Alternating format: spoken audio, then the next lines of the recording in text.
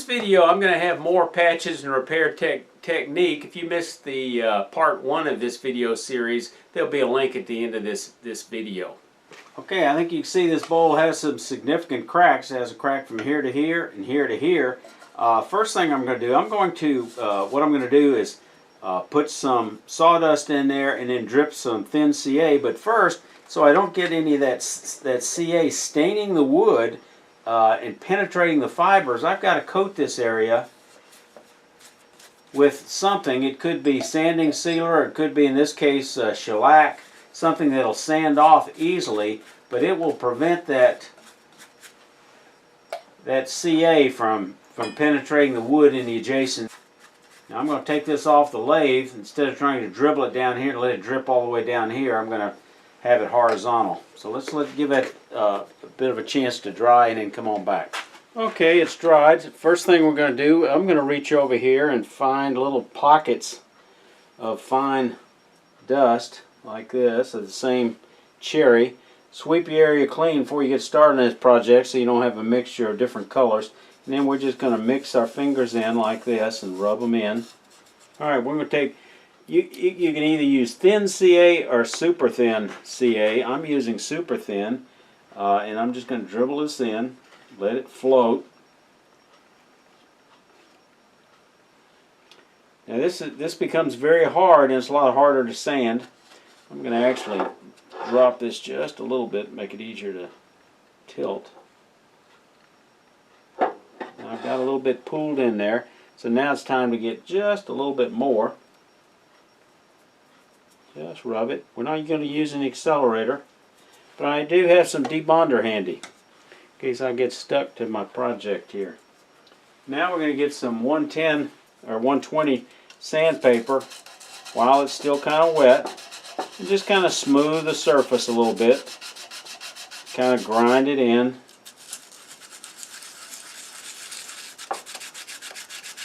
This will be a one-time use, this sandpaper. You're gonna get CA in it and on it. Don't worry about it. You're gonna develop a bit of a slurry. Just rub it in. Now let's just let that dry a little bit. Or if we're in a hurry, we could use some accelerator. Now I also put some of that shellac on the back side where the cracks are.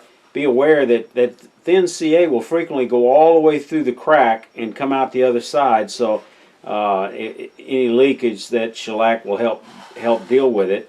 Usually you don't have to fill this when you got a crack that goes all the way through, because it'll completely fill it up. But again, I put just a little bit of dust in there, and we're going to take again a little bit of 120. Okay, now that it's dry, we're going to just come back with that 110 and just give it a little elbow grease, and mostly look for getting rid of that shellac. Then you'll go ahead and take it up through all the grits. Alright, wipe off or blow off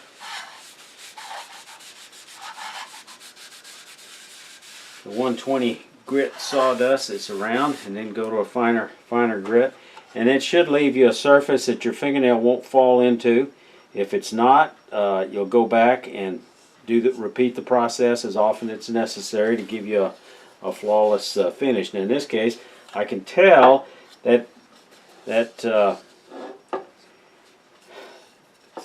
super thin CA really flowed a little too thin in there for me. And I need to go back and do it again. So before I sand too much, I'm going to leave that shellac on there and apply another coat. Now, if you have deeper, wider gaps, you can always go to a thicker CA. I'm going to try that on this one. Now I'm going to come back and power sand this because I can tell it's hardened, and it's going to take me a while to do it by hand, so I'm going to use the power sander off the lathe. Now let me show you some of the other tricks.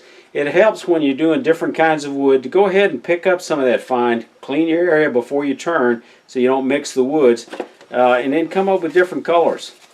This looks like probably mahogany. It's soft, so it's a brown color. I've got some ebony dust, which is great for black or bark inclusions. Got a pretty good supply. Got some looks like more ebony or mahogany. I got some light sawdust. This uses it up, so I need to think about respawn that. That'd probably be something maple. Now, coffee grinds. Let me sort coffee grinds. I got some here. They need to be ground up, but they can be ground coarse. That's an extra step. There's other things you can put inside of bark inclusions or holes or voids you're trying to fill other than dust or coffee grounds. These are spin gems. It's some type of resin. This one is granite colored. This one is jade. I gather it turns a little more green when it gets some color added to it. We've got some poly glitter, which is specialized for use in wood turning and similar types of products. And then over here we've got very, very fine powdered brass that does real well for inlays, as well as the occasional small voids or cracks where you turn it into a feature. Okay, this is a hop hornbeam bowl. Got beautiful little grain, but it has this branch coming through here. It was a very significant branch bark inclusion with a pretty significant hole that goes all the way through. So I'm going to try to use some of this very fine brass powder that I got from Craft Supply, and we're just going to fill in this hole and sweep it back in here. I've already put some shellac around the edges, and I've already turned this surface flat, and this is going to take a little bit of, I probably should have gone ahead and put some CA glue in there to hold that, so I think what I'm going to do, I'm going to go ahead and put in a little bit of thin CA before I add more of this powder.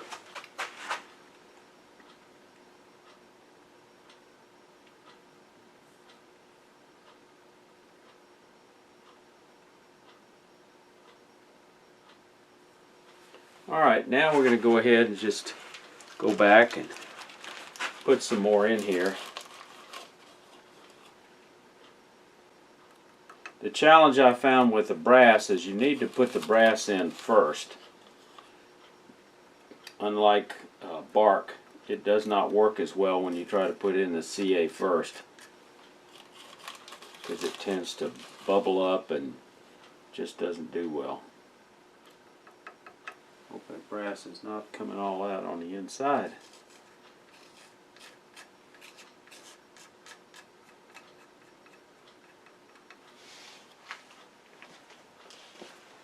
Now I think I may have been better off with regular thin CA rather than the super thin, because this is going to wick this down and then we're going to wind up having a void we got to come back and fix. I think you can see that happening.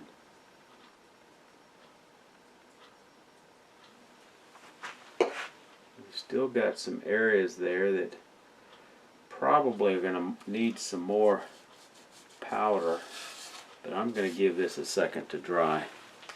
Actually, I'm going to hit it with the accelerator just to speed up the process a little bit. And probably what will work better if I get the surface parallel as opposed to running downhill. So let's do that a little bit.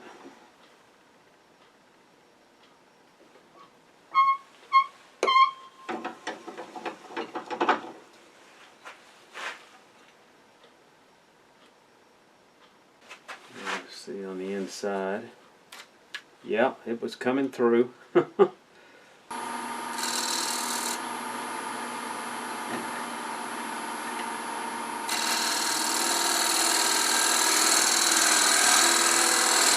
the bevel. And it looks like one big lump of brass, which is not bad. I'd like to get it down a little bit lower. And we might do better with a shear scraper. So let's try that.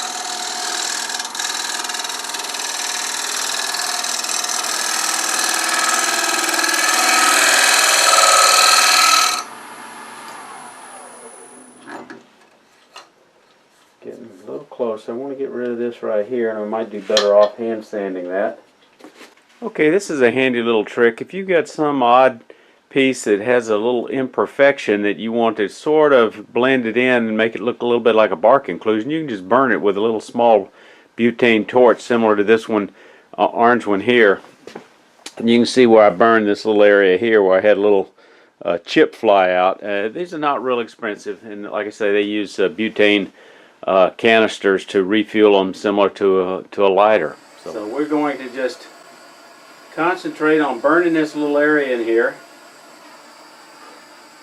and then we're going to come back and burn this little area here at the bottom. So these are some of my views and techniques, but I understand a lot of people don't agree with me, and certainly have different views, and they're welcome. I appreciate your comments. Just as I was doing this video, I got this issue of the American Woodturner in the mail, and there's an article here. Unlike John Jordan says life's too short to turn crappy wood, it says life's not too short to turn crappy wood. And there's a couple of artists in here with several examples of how they have some pretty imaginative repair techniques. If this is something you like, give it a thumbs up. If you're not a subscriber, please subscribe. Y'all stay safe. Come on back here.